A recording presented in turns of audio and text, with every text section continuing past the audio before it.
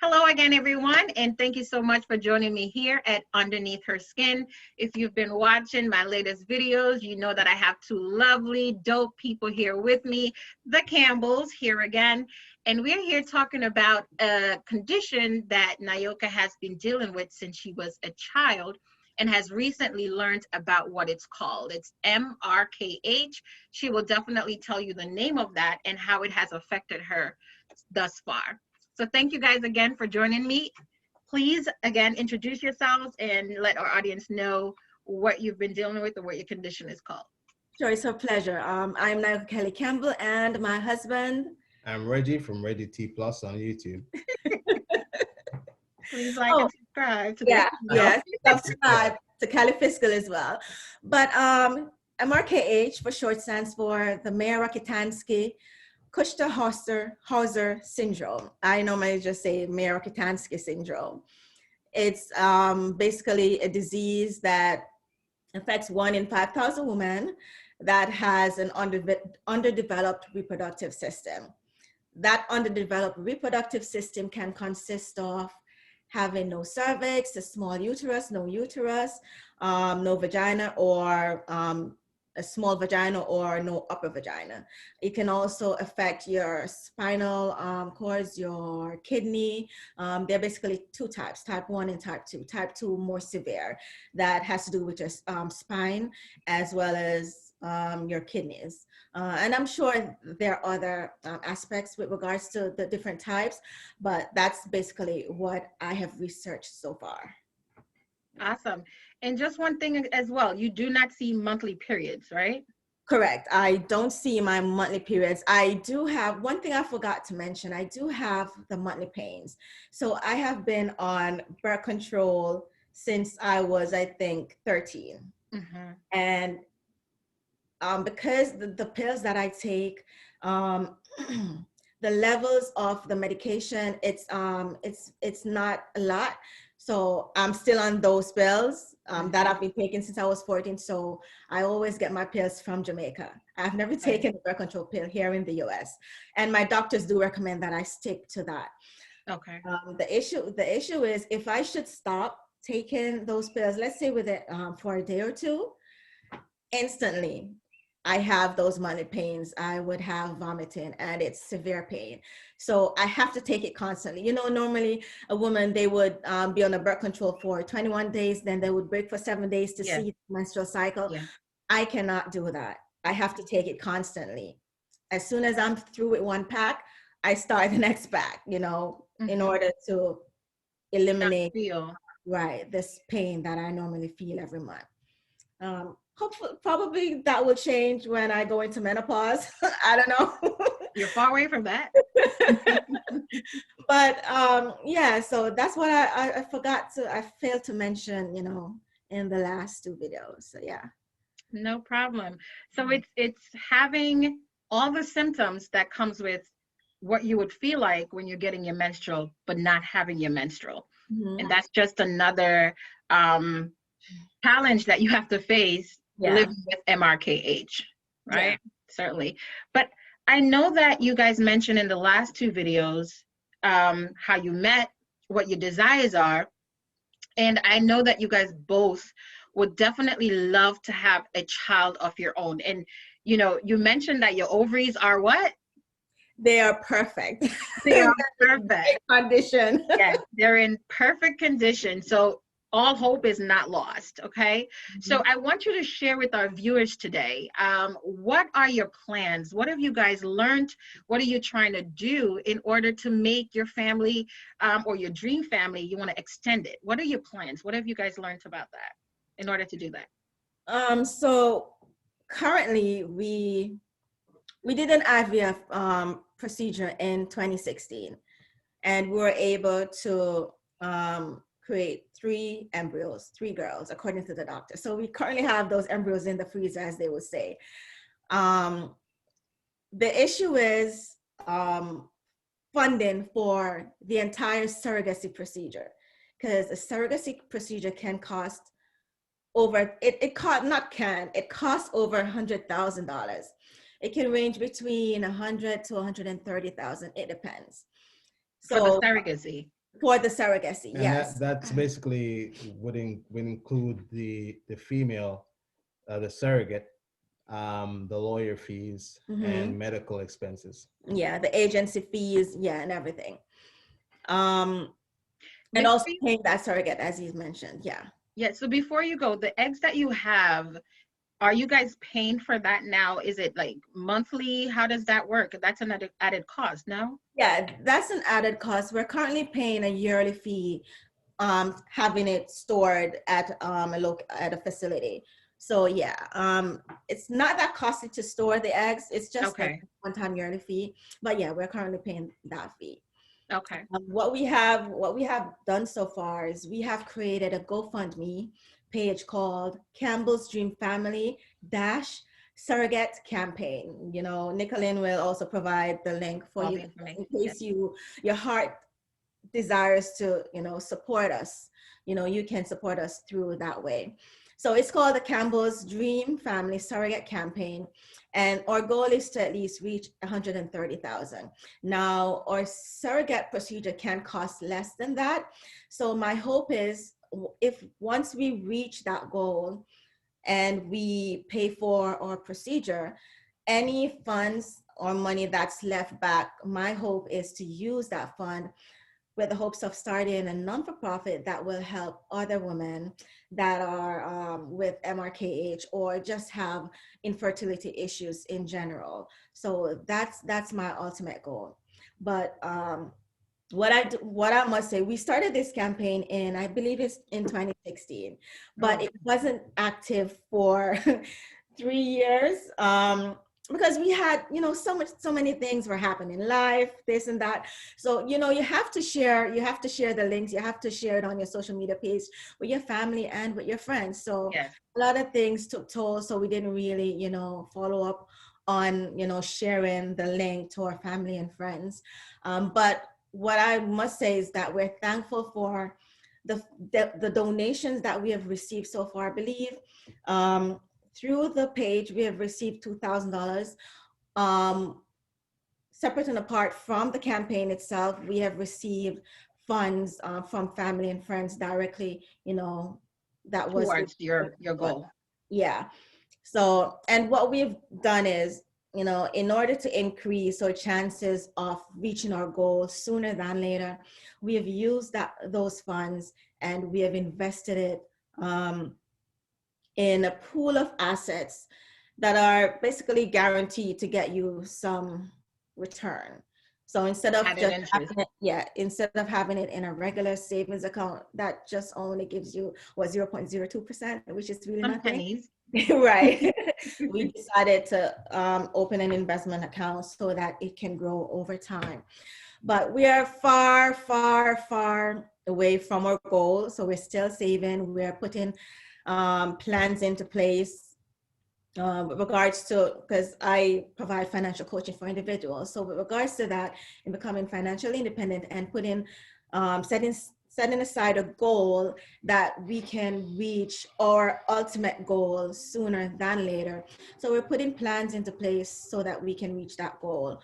But any help that we can definitely get, that would be very helpful. We would be very grateful for that. Listen, as my husband mentioned, the clock is ticking. I wanted to ask you if you can share, like, let's say you've already made, let's say 25% of the 130, and do you actually have a timeline? Do you have a time when you would definitely love to say in 5 years, in 3 years? Is there a timeline, or are you just going, what happens? When we started the GoFundMe, we definitely had a timeline, but as I said, life happens. Right. So we're back to the drawing board, and I'm currently giving myself between a year to 2 years. Okay. From today. Yes. Okay. Yes. I'm 38. I'm getting up there, and the plan is to do another IVF procedure, and with the hopes of increasing our chances in having a viable embryo transfer. Because even though we have 3 embryos, we don't know what the outcome would be once the transfer takes place. Right. It can take, or it can just pass away. We don't know. So we're just, you know, trying to increase our chances in having a successful transfer, and then a successful pregnancy. So yeah. So that's the goal. We're currently working in trying to do another IVF procedure, which is not, it's not covered by insurance, just due to the fact that we already have 3 embryos. So they're like, they're not gonna approve it because we already have 3 embryos that we have to use before they can approve another. So again, this an additional cost would have to come out of our pocket, basically. Yeah. So that's where we're at. It definitely seems like a process, and I know many of us, you know, there are women who have gone through that process, but yours is somewhat a little different, because it's to go, you know, you're going to utilize someone else to do that for you. Do you have anyone in mind? Is there anyone that you have in mind, or is that another process that you may have to go through to get that? Well, initially we had our sister in mind, but that's a little bit more challenging. One reason is she lives in Jamaica, and the laws are different here and there. And plus she's not a citizen here, so that would, you know, make it a little hard. Yeah. So we're basically looking, we have to use an agency that has their own surrogate, and that 130,000 goal that we're looking toward, that also includes the cost that we would pay the surrogate. The cost to pay a surrogate can range from 30,000 to 50,000. It depends. It depends on how experienced that surrogate is. So yeah, and I've been advised that it's best to use a surrogate that's experienced. They've already gone through the process, you know, they've already had kids. So, which means it's a higher amount that you'd have to pay out. Yeah, it's a higher amount. So our option right now is just to find a surrogate through one of those agencies that we're looking into. So yeah, it's a bit challenging. I do hope, you know, that you definitely would reach that goal, and please let me know. I don't know if you have any other means that you are using besides the GoFundMe, to, if anyone wants to reach out to you, they can, maybe we can leave your email or a different form of contact that people can reach you, because maybe people are able to donate differently. The GoFundMe, so that would be great. Yeah, that would be great. And as I mentioned, I do have friends and families that donated other than the GoFundMe. So that would be good. I'll definitely give you, my email address is nyoka@kellyfiscal.com, and Nicolene, you'll have it in the description as well. You can reach out to me. Other options that we're looking at, we're looking into grants. The only issue with grants is we would have, in order to, I guess, all right, let me put it another way. We would have had to have our funds, like, or most of our surrogate funds together in order for the grants to work. Because let's say you're applying for a grant for 10,000 or 20,000. But if you're approved or qualified for that grant or granted that grant, you have a specified time in order to use that grant. So if I'm qualified for 10,000 and you're giving me 4 months to use it, but I'm still waiting for other money, then, you know, they're going to take that grant back. So I have to really do my research, look into, you know, when I have most of my funds, when do I need to apply for these grants? So that's another option that I'm currently looking into. Is that at least an easy process where it's not something that you have to think much about or a lot to do to get it? For me, I wish it was an easy process. It's not, just given the mere fact that you're limited in the time frame you have to use it. If there were no limit, then I could be applying for grants, like, just like that. But because there's a time frame, I have to really map out you know, When you're gonna do it. when I'm going to do it. So yeah. Okay. Okay. Well, definitely, thank you so much for sharing. I will definitely share your contact and your information with our viewers so that they can support. Thank you again. Is there any final word that you'd like to say before we close off? Just for the viewers that might have the similar situation, just be strong through the process, and like the old saying goes, all good things come to those who wait. Absolutely. It's a process, it's a waiting process, and I trust that we will all get there. Yeah. We all achieve what our heart's desires are. Yeah. Amen. I couldn't agree more. For me, I would definitely say, especially to women that were diagnosed with MRKH, love yourself. You're unique, but you're special. So make sure you love yourself. Find a support group that you can just let loose, let your emotions out, and have that support behind you. And just for women that struggle with infertility issues, don't let anyone put a timeline on when you're supposed to have a child, because that can be very, daunting on yourself and on your emotions. Yeah. Do it work within your own time, within your own family's time, and just live life and be happy. Be happy and live life. Do not put a hold on life because this has happened to you. Thank you guys so much, and for such kind words and encouragement to our viewers, and specifically those who may be experiencing similar situations that you guys are in. So guys, I just want to say thank you again for joining us today. And I agree with you. Keep the faith that things will work out. And as you said, Nyoka, for us ladies, love yourself, love the uniqueness that you are, and just continue to believe that things will work out in its time.